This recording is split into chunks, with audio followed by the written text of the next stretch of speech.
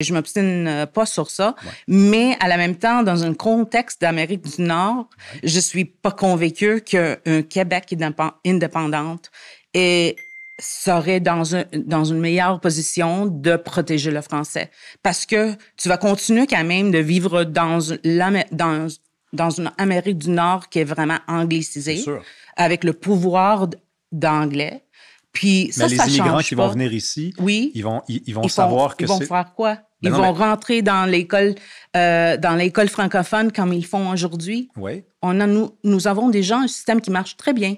Oui, mais sauf que les parents, par exemple, parce que c'est les enfants qui vont à l'école, là. Oui. Mais les parents qui viennent et à mettons, 30 ans, 35, 40 ans, ils ne viendront pas dans une société qui est la société actuelle où on leur dit il y a le français et il y a aussi l'anglais et ils choisiront pas l'anglais parce que c'est la langue la plus simple à choisir quand tu es dans cette situation-là. Ils n'auront le choix que de choisir le français parce que il n'y aura plus d'ambiguïté. Je vais dire langue quelque chose, du Québec, Rémi. c'est le français. La grande majorité des immigrants qui viennent ici font l'effort d'apprendre le français. Je dis pas le contraire. Pas vrai. Mais je dis qu'ils ne parlent pas français pour beaucoup, là. Une chose que je remarque ici, puis à cause de l'inquiétude culturelle puis linguistique, qui est une inquiétude que je trouve qui est toujours nourrie par les chroniqueurs puis par les politiciens, parce que c'est une nécessité je suis convaincue que cette inquiétude s'est mise souvent parce que c'est stratégique. Tu as besoin des gens d'être en quête pour quelque chose, pour probablement voter pour quelque chose. Mais tout là, il y a des chiffres, là. 50% des allophones, c'est un chiffre de Statistique Canada. Fait que moi, j'ai pas de problème avec Statistique. Non, mais attends. 50% des immigrants allophones choisissent de s'intégrer à la communauté anglophone. OK? Ça, c'est un chiffre de Ici Statistique. Au Québec. Au Québec. C'est pas vrai. Le transfert linguistique est beaucoup plus Chez élevé. les allophones, c'est 50% vers le l'anglais. français. Non, c'est plus élevé que ça. Non, mais attends. C'est pas 50. C'est pas plus élevé en anglais qu'en français. C'est 50%. Non, je dis c'est plus élevé vers le français maintenant. Si tu gardes le dernier chiffre... Des allophones. Oui, les allophones. Donc, il ne faut pas prendre les immigrants francophones qui s'intègrent à la les communauté. allophones. Les allophones. Ceux qui parlent ni français ni anglais. 50% d'entre eux, selon les derniers chiffres que j'ai, s'en vont vers l'anglais. Écoute, je mettrai dans les commentaires là, ou dans la description de la vidéo le lien vers l'étude ou le recensement que j'évoque. Mais à ce moment-là, c'est pas une question de... C'est les chroniqueurs de ci, puis ça, puis ici. Là. Le chiffre, c'est le chiffre. OK? C'est toujours une question de perception puis de perspective. Il y a plus d'allophones et d'anglophones qui parlent français maintenant que jamais dans l'histoire du Québec. Ça, c'est la réalité aussi. Ça, c'est une réalité aussi. Il y a plus d'immigrants qu'avant, oui, effectivement. Oui, mais les allophones et les anglophones aussi. Le pourcentage des allophones et des anglophones... Tu parles de pourcentage? Oui, okay. Bien, je parle en général. Il y a plus de gens qui parlent français au Québec que jamais. Ben ça, c'est la réalité. Non, ça, c'est pas... Non, c'est la réalité. En nombre absolu? Oui. OK, mais moi, c'est le pourcentage qui est important. C'est pas le nombre absolu. Est-ce qu'on va retourner comme vers... mais si on parle de la société francophone quand... Si 80% de la population parle français, OK, puis que la population est de 5 millions de personnes, OK, c'est pas la même affaire que si 70% de la population parle français puis qu'on est rendu 10 millions. Là, tu vas me dire, il y a plus de francophones qu'avant. Oui, mais la proportion baisse. C'est ça qui est inquiétant. Mais moi, c'est pour ça que je regarde. En statistique, je me rappelle que c'est pas mal ça qui est important. Pour moi, pas pour moi, les statistiques montrent clairement qu'il y a plus de gens qui parlent français que jamais. Oui, parce que c'est en nombre absolu. Mais ça marche très bien. La loi 101 a réglé un problème fondamental ici. Les gens sont obligés de rentrer. Puis si tu vois les immigrants, la deuxième ou la troisième génération, tu vois les Québécois et les Québécoises avec l'accent parfait, francophone. Toi, tu as renseigné, est-ce que tu doutes que ces gens-là parlent français? Non. Les jeunes? Non. C'est ça. Non. Je pense qu'il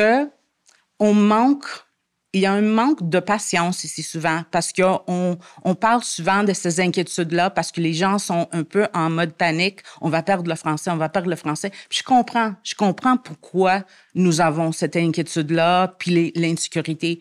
Mais à cause qu'on manque la patience, souvent, on oublie que l'intégration puis l'apprentissage de langue, mais plus l'intégration, c'est pas l'affaire d'une génération. Souvent, c'est une affaire de 2-3 générations. Ça prend du temps. Les gens s'intègrent, mais ça prend du temps. La première génération des immigrants se sent toujours un peu plus fidèles vers leur communauté culturelle. C'est toujours comme ça. La deuxième, tu vas voir comme mes parents étaient fidèles vers même si c'était les gens avec pas beaucoup d'éducation qui ont appris de parler anglais et français, c'est sûr qu'ils se sentirent plus grecs.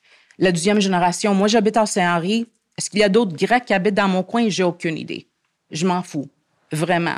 Si je tombe sur un Grec, ça m'a fait plaisir, mais ça change rien pour moi. Je me sens pas... C'est une partie de mon identité, mais dans ma vie quotidienne, comme Montréalaise, comme Québécoise, j'ai beaucoup d'identité. Si j'avais des enfants, la 3e génération, la 4e génération, ils vont sentir beaucoup plus québécoises que d'autres choses. C'est normal, c'est toujours comme comment l'immigration marche. Puis la réalité... je vais te dire une chose avant qu'on quitte, on a plus de temps, mais t'as dit que, ou probablement t'as pas dit, mais la réalité, c'est que on a besoin d'immigration. Si on aime ou n'aime pas, on a besoin d'immigration. On a un taux de natalité qui est trop bas.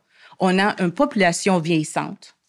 Dans quelques dans quelques années, ça se peut que ça arrive déjà, ils vont avoir plus de gens qui prennent leur retraite, qui rentrent dans le marché du travail. La réalité, le fait qu'on ne peut pas comme débattre, c'est qu'on a besoin d'immigration.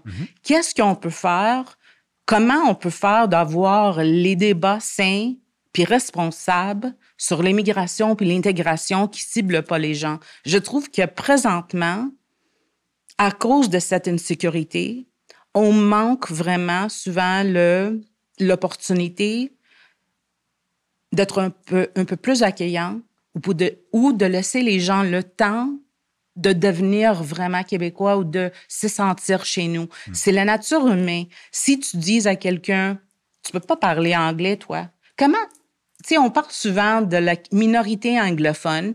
Même ça, sa légitimité comme minorité linguistique est souvent remise en question ici, que je trouve ça bizarre, parce que c'est une minorité linguistique. Mais il y a des gens qui disent non, les anglophones ne sont pas une minorité linguistique, sont une majorité qui appartient au reste du Canada. Parce que souvent, les gens confondent la statut majoritaire de la langue anglaise dans le Canada avec la minorité anglophone du Québec. Les deux sont complètement différents.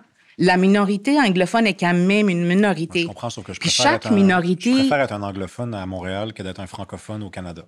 Je dis pas que c'est pas vrai, puis j'ai écrit pas mal de textes, moi, puis j'ai fait des entrevues avec les francophones au reste du Canada qui sont en train de battre pour les institutions. Avec des programmes, je regarde... Je suis tout à fait d'accord avec toi, Rémi, mais qu'est-ce qu'on va faire? Est-ce que on est obligé de punir la communauté anglophone ici pour rendre justice aux francophones au reste du Canada, ou on peut travailler ensemble pour s'assurer que les francophones dans le reste du Canada ont les opportunités? Je te dirais tout là on n'est pas obligé de les punir, on peut travailler avec eux, mais on peut aussi froncer les sourcils quand on entend certaines complaintes de la part de cette communauté-là.